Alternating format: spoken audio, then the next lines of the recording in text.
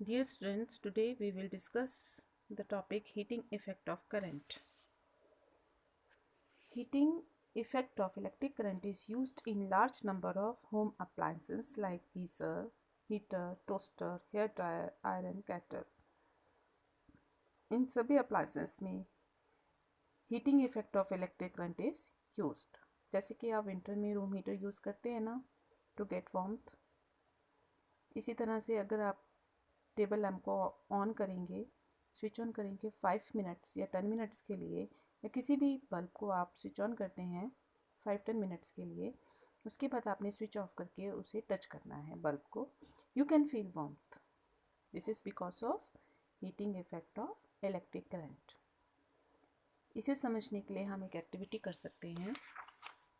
इस एक्टिविटी के लिए अगर आपके पास घर में रिक्वायर्ड मटेरियल है तभी आप इसे करिए. ठीक है, आपको इसके लिए क्या चाहिए? 1 और 2 सेल या battery, electric wire, on off switch, 2 nails and a piece of nichrome wire. लगभग 10 सेंटीमीटर का पीस चाहिए आपको निक्रोम वायर का. ये किसी भी इलेक्ट्रिक शॉप में आपको अवेलेबल होगा. अगर आप इसे ले सकते हैं तभी ईजिली आप, अगर इस मिल जाता है तो आप ये एक्टिविटी करिए, अदरवाइज आप इसे अवॉइड करिए. ठीक है, now try to understand the basic concept. First touch this wire, it is cool. Okay, उसके बाद आपने स्विच को ऑन कर देना है और लगभग 2-3 मिनट्स के लिए इलेक्ट्रिसिटी का फ्लो होने देना है सर्किट में. अब आप स्विच को ऑफ करेंगे और फिर से इस वायर को टच करेंगे. Now what will you feel? It is hot. तो इससे आप ये कंक्लूजन निकालते हैं कि heat is produce when electric current is flow through a wire और ए कंडक्टर. जब इलेक्ट्रिक करंट इस वायर के थ्रू फ्लो कर रहा है तो ये हमारी निक्रोम वायर जो है वो हॉट, गर्म हो गई. ठीक है, heat produce by an electric current depends upon the 4 main factors. ठीक है, इन 4 फैक्टर्स पे जो हीट प्रोड्यूस होती है इलेक्ट्रिक करंट के द्वारा वो डिपेंड करती है इन 4 फैक्टर्स पे. Number 1, resistance of material used at conductor. जो भी मटेरियल यूज़ किया जाता है फॉर कंडक्शन ऑफ इलेक्ट्रिसिटी, उसकी रेजिस्टेंस पे डिपेंड करती है. Higher is the resistance of material, more is the heat produced. जितना ज़्यादा मटेरियल का रेजिस्टेंस होगा उतनी ही ज़्यादा हीट प्रोड्यूस होगी. ठीक है, now length and thickness of conducting wire.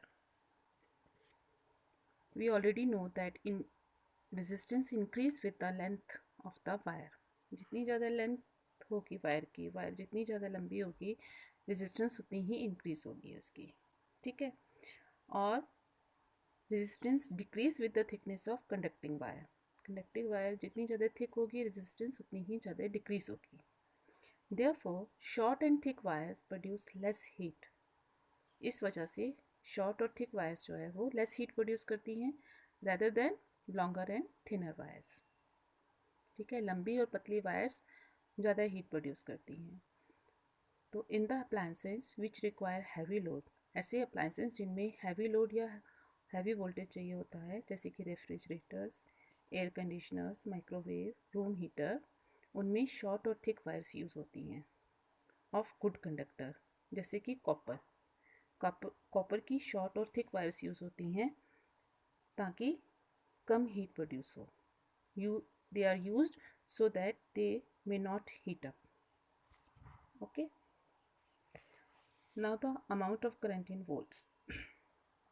More is the current, more is the heat produced. जितना ज़्यादा करंट फ्लो करेगा उतना ही ज़्यादा हीट प्रोड्यूस होगी. ठीक है, now time in which current is passed. Heat produced increase with the increase of time for which current is supplied. Heat की production उतनी ही ज़्यादा होगी जितना ज़्यादा टाइम, जितनी ज़्यादा टाइम तक इलेक्ट्रिक करंट को सप्लाई किया जाएगा उतनी ही ज़्यादा हीट प्रोड्यूस होगी.